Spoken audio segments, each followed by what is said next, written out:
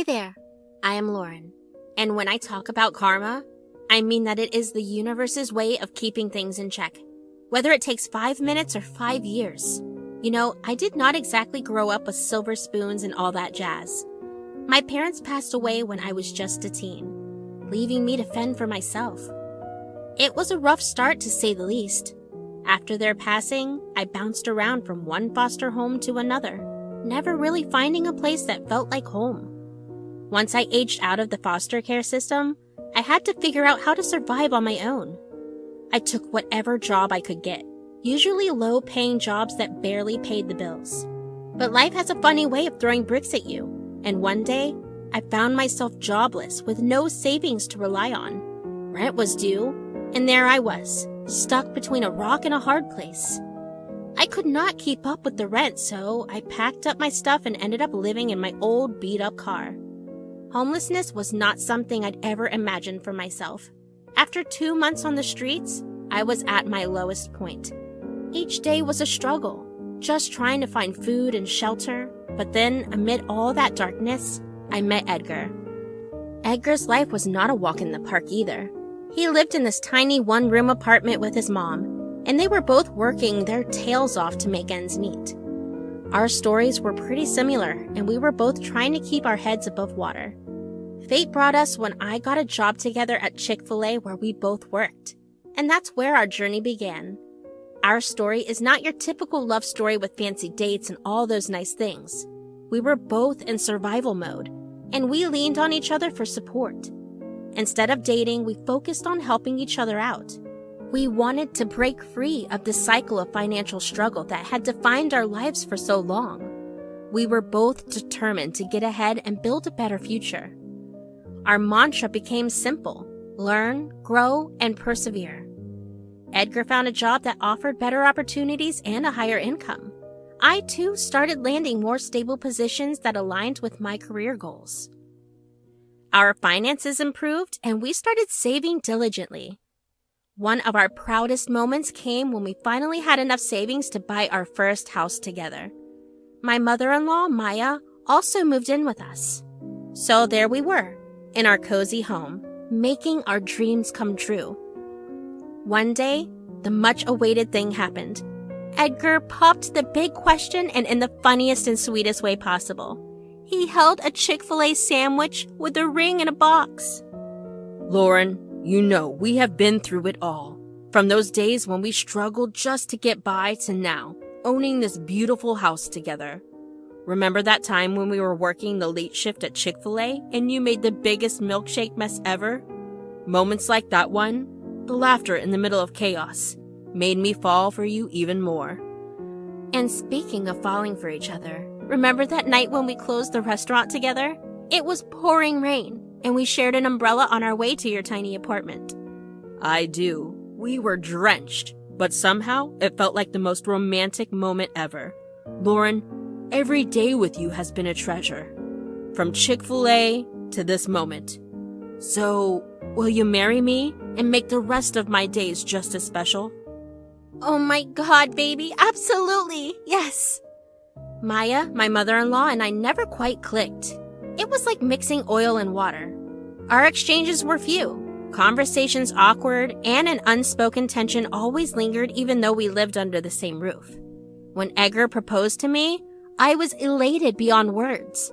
But when we shared the news with Maya, it was as if we dropped a bomb. Maya's face contorted, and her lips tightened to a thin line. She looked at us as though we had committed some unforgivable sin. Edgar, can I talk to you in private? Sure, Mom. I will be back, honey. Maya and Edgar headed into the next room, and even though I tried not to be nosy, their voices were loud, making it hard not to overhear. I could not resist the urge to find out Maya's thoughts since she was soon going to be my mother-in-law.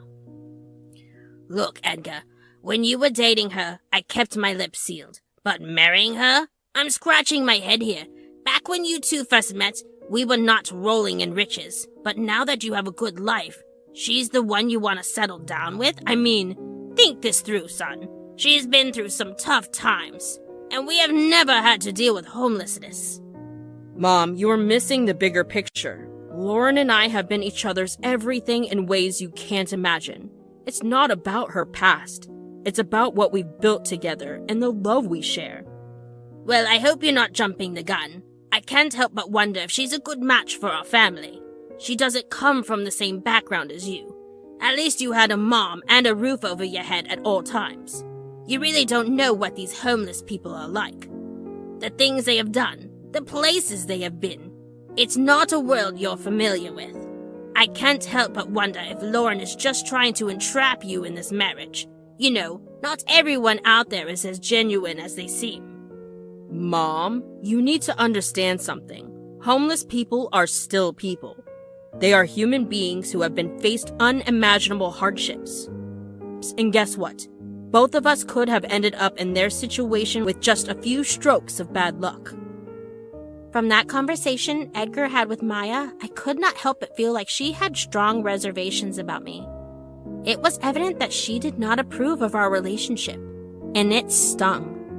But I knew I could not let her disapproval affect my love for Edgar. We had made a decision, and we were going to go through with it. The big day rolled around, and despite Maya's reservations, we said our vows, promising to stick by each other's side. It was a beautiful day, full of love and happiness. Just a month into our marriage, I had another monumental piece of news, something that would reshape our lives. I was pregnant. I remember the day I shared the news with Edgar. He was so full of joy. We were in a stable position in our lives, with savings and a good income. There couldn't have been a more perfect time for this baby to come into our world. Little did I know that along with this pregnancy, Maya would bring hell upon me. It was like she went out of her way to make my life miserable. Instead of the support and happiness I expected during this life-altering moment, she piled on emotional abuse like it was her job. Maya's mood was down in the dumps right from the get-go after we shared the news of my pregnancy. Mom, we wanted to share some news with you. Lauren is pregnant. We're going to have a baby in this house. Yes, we are really excited.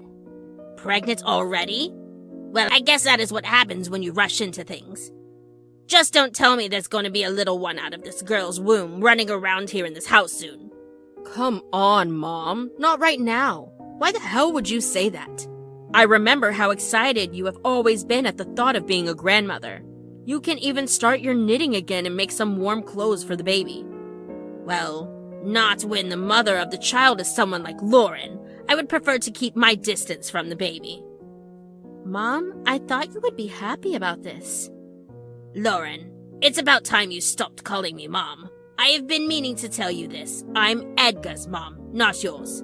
Anyway, I have to meet up with some ladies from the club for tea. Goodbye. During the first trimester of my pregnancy, life seemed easier. Edgar would head off to work, leaving me at home with Maya. Those days were anything but pleasant. Maya didn't miss an opportunity to taunt me or give me the cold shoulder, making it clear that she didn't approve of me or my baby.